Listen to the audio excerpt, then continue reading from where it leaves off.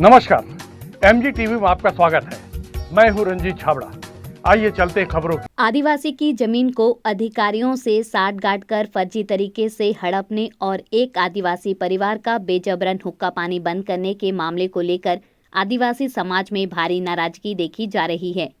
सोमवार को सर्व आदिवासी समाज के बैनर तले जिले के मगरलोड ब्लॉक के करीब 5 से 6 गांवों के बड़ी संख्या में ग्रामीण कलेक्टर से मुलाकात कर इसकी शिकायत करते हुए दोषियों पर कड़ी कार्रवाई की मांग की है।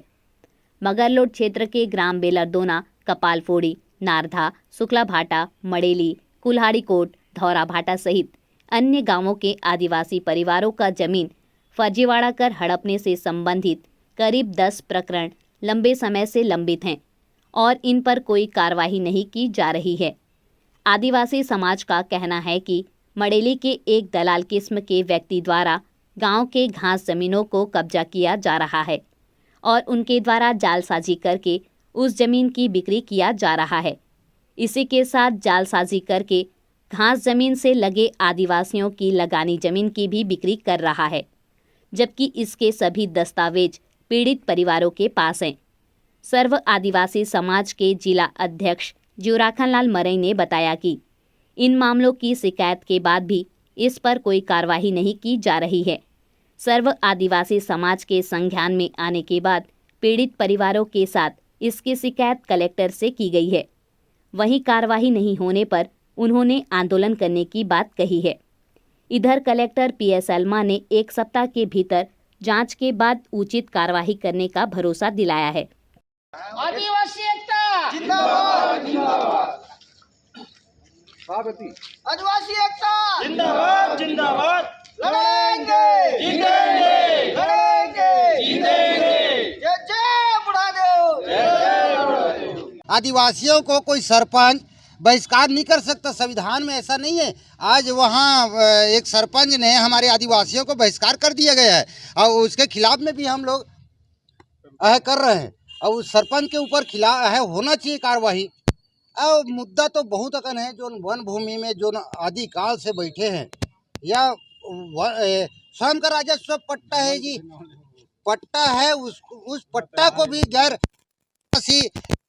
दलाली करके वहाँ मगरलोड ब्लॉक में जमीन बिक्री कर रहे हैं। आज हम लोग सर्वाई समाज के बैनर तले कल हम लोग का मगरलोड में बहुत बैठक हुआ था। मगरलोड में जमीन का बहुत पुराना विवाद चल रहा है। एक डायमंड पिता रामराज कोई साहू है, वो क्या करता है वहाँ पे दो डिसमिल जमीन अपने नाम से पट्टा बनवाता है और वहाँ पे जितना आजू बाजू ट्राइबल का ज़मीन उसको कब्जा करता है। इसी टाइप का वहाँ पे बहुत दिन से प्रॉब्लम चले आ रहा है। जो रेंगाटी है, तेंदू भाटा है, चार भाटा है, बेलरदोना है, ऐसा वहाँ पे 4-5 गाँव को वो डायमंड साहू मडेली का और बेलरदोना का रहने वाला है पूरा ज़मीन को कब्जा करता है। इसी संबंध में हमारे पूरा मगरलोड समाज के लोग अपना पूरा पेपर लेके डॉक्यूमेंट्री सहित आज कलेक्टर साहब से मिलने आए हैं।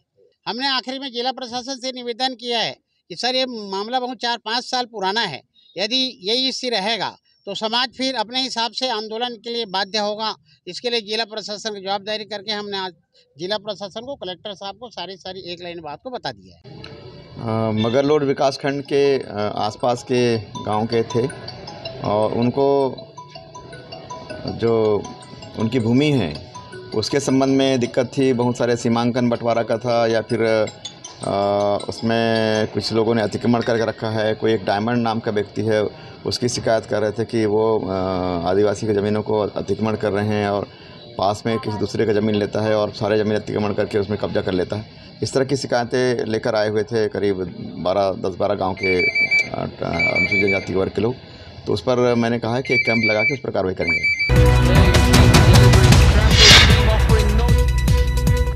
एक तरफ राज्य सरकार ने गरीबों के बच्चों को भी बेहतर शिक्षा देने के लिए Swami Atmanand English medium school की शुरुआत की है, जहां इन स्कूलों में इंफ्रास्ट्रक्चर और वातावरण इतना बेहतरीन बनाया गया है कि ये सरकारी स्कूल किसी भी निजी स्कूलों को मात देते नजर आते हैं।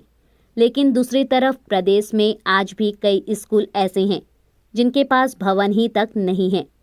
कुछ इसी तरह का मामला धमतरी जिले का भी है। जिले के आदिवासी बहुल पंचायत कुकरेल के लोग 6 माह से स्कूल भवन की आस लगाए बैठे हैं, लेकिन विभाग की लापरवाही से स्कूल का भवन नहीं बन पा रहा है, जिसके चलते आदिवासी इलाके के बच्चे शिक्षा से दूर हो रहे हैं। दरअसल सरकार Swami Atmanand English medium school के नाम पर खूब वाहवाही बटोर रही है, लेकिन सरकार अन्य सरकारी स्कूलों की सुध नहीं ले रहा है। धमतरी जिला मुख्यालय से 15 किलोमीटर दूर कुकरेल पंचायत के बांसपारा स्थित प्राथमिक स्कूल भवन को 40 साल पुराना होने की वजह से शासन के आदेश पर तोड़ दिया गया, लेकिन इसके एवज में न ही नया भवन बन पाया और न ही नए भवन की स्वीकृति मिली। भवन नहीं होने के कारण अब यहाँ के बच्चे एक ही कमरे में पढ़ाई करने को मजबूर हैं। वहीं इस अव्यवस्था के कारण शिक्षा व्यवस्था बुरी तरह से प्रभावित हो रही है।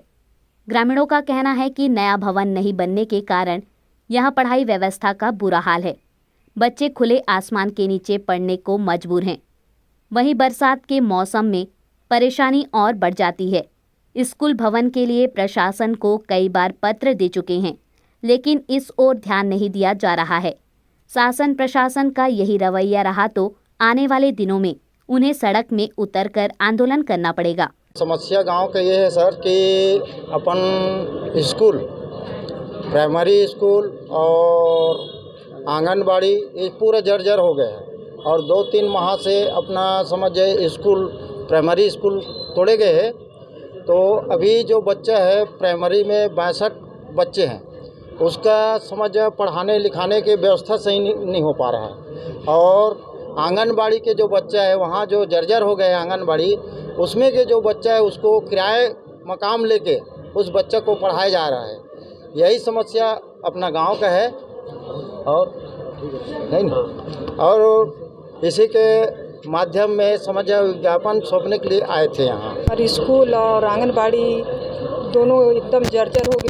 बार हम यहाँ आवेदन वगैरह बढ़ देते हैं कि कभी भी बिल्डिंग टूट सकते कह के, लेकिन शासन तरफ से आदेश है इसकी वाला मतलब डिसमेंटल कराना है तो हमन कर दें। अब बने के कोई आसार नज़र नहीं आते और हमारे गांव के बच्चा मन है मतलब उकर बैठे की जगह नहीं है और एक ही जो अतिरिक्त रूम है वही में मन बैठा थे।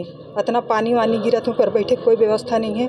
हमारे गांव में अधिक कोई सामुदायिक भवन वगैरह भी रहती हमन व्यवस्था करते हैं, लेकिन कोई व्यवस्था नहीं है। तो शासन से हमारी यही रिक्वेस्ट है कि हमारे गांव के स्कूल पर जल्दी से वह स्वीकृत करे और जल्दी बनाने की कोशिश करे। शिक्षा विभाग के एक आंकड़े के मुताबिक जिले के आदिवासी बहुल इलाके में 1490 स्कूल हैं, जिसमें 877 प्राथमिक स्कूल हैं और 445 मिडिल स्कूल हैं। इसके अलावा 57 हाई स्कूल और 111 हायर सेकेंडरी स्कूल हैं। इनमें से 154 स्कूल जर्जर और अति जर्जर श्रेणी के हैं। इन स्कूलों की मरम्मत कर वहां कक्षाएं संचालित की जा रही है। इसके अलावा बाकी कुछ स्कूल भवन के लिए शासन को प्रस्ताव भेजा गया है। इधर राज्य सरकार के शिक्षा मंत्री Premsai Singh Swami Atmanand English medium school को सरकार की अच्छी योजना बताते हुए हर ब्लॉक में यह स्कूल खोलने की बात कहते हैं, लेकिन जब पिछड़े और ग्रामीण क्षेत्रों के अन्य सरकारी स्कूलों की स्थिति पर कहते हैं कि वह जर्जर स्कूल जो मरम्मत लायक है उन स्कूलों का मरम्मत कराएंगे। वहीं डिसमेंटल भवनों की जगह नया भवन बनाने का दावा करने से नहीं चूक रहे हैं।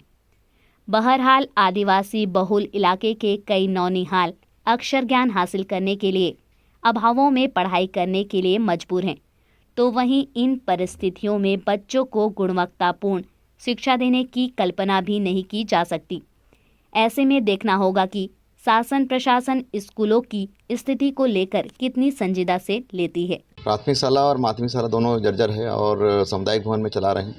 इस पर हम लोगों ने एक तो प्रस्ताव भी भेजा है और डीएमएफ से भी बहुत सारे स्कूल स्वीकृत किए हैं। प्रयास करें कि जल्दी वहाँ पर स्कूल भवन बने। हम लोगों ने तो हर विकास खंड में खोला है और उसके अलावा भी और खोल रहे हैं हम लोग। अर्जी की पढ़ाई आवश्यक है आगे बढ़ने के लिए, और यहाँ के लोग भी जितने रुचि ले रहे हैं और वो अभिभावक और बाकी लोग में जितने मांग आ रही है कि हमारे यहाँ खोलना चाहिए, तो एक अच्छा योजना है।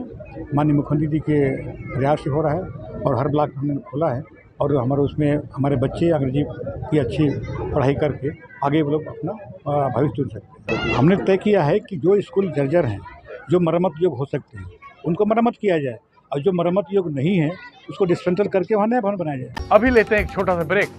आप देखते रहिए MG TV, क्योंकि खबरों का सिलसिला यहाँ थमता नहीं।